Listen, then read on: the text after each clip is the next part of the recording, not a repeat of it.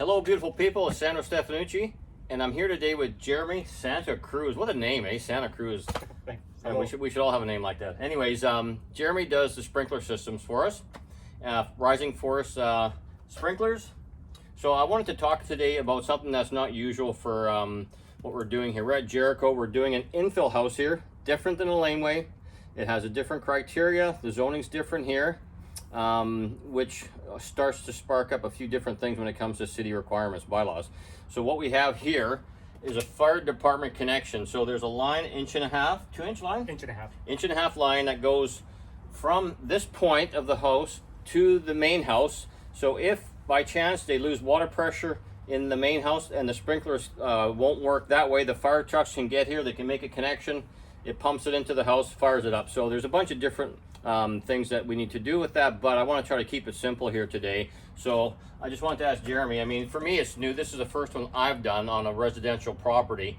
But Jeremy, what have you experienced with this fire department connection? I find this system more often these days. It's because of multi-residential buildings in the back of someone's house. But this one's rare. I don't know why it really needs one for an infill house in the back of someone's house, but I see it more and more, so I'm not surprised. Okay, so warning to other guys. So this adds quite, adds cost again. It's another thing that the city's making us, and it's costing us more money to do this kind of stuff. So I guess in respect, it can be good. But I see that, and I've talked to other guys that have had problems and had this connection at this point rejected. So as it's hard to see from the video, but this is just a gate that's on the side of the house.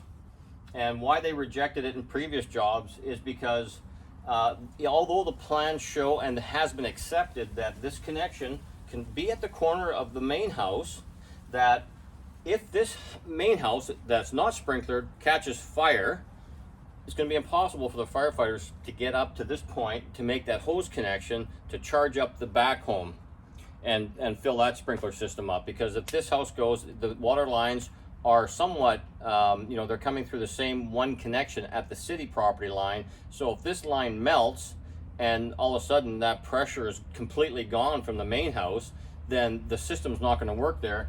This house on fire, it's going to be pretty hard for the guys to get up here. That's why they rejected it at the point, even though it's on the plan. They want it down at the property line so that way that they can get to it.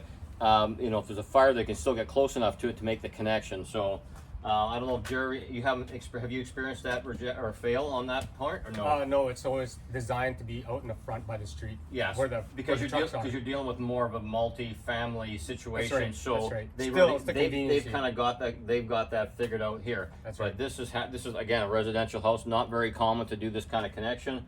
So the owner of the property actually does not want us to move it down there. That's why it's here where the plans show. So I feel that there's going to be a bit of a fight going on here.